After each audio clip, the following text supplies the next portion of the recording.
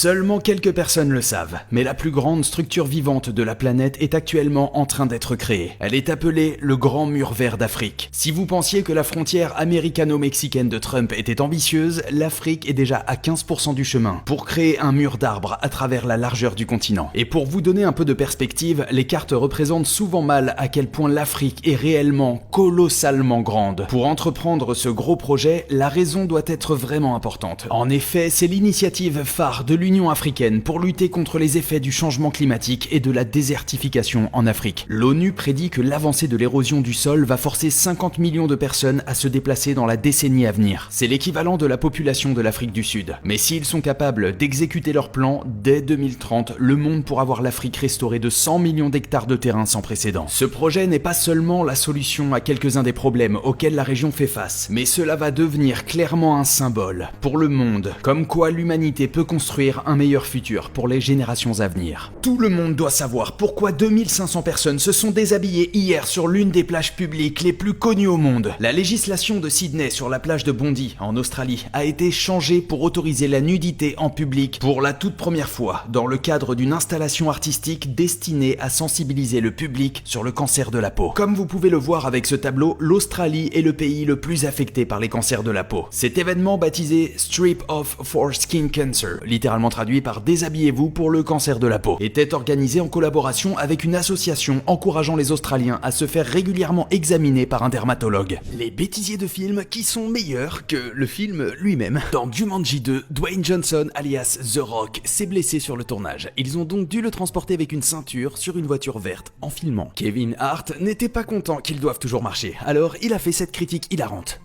It's this shit I got to deal with. That's what I got to deal with? Cause you can't walk?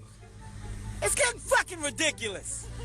It's ridiculous! Ensuite, dans Spider-Man Homecoming, Ned Leeds ne pouvait pas prononcer Spider-Man. Tout ce qu'il avait à dire était « Peter connaît Spider-Man ». Mais ça lui a pris des centaines de prises pour enfin y arriver. Je ne comprends vraiment pas où se trouve la difficulté. Il faudra m'expliquer, hein. Spider-Man.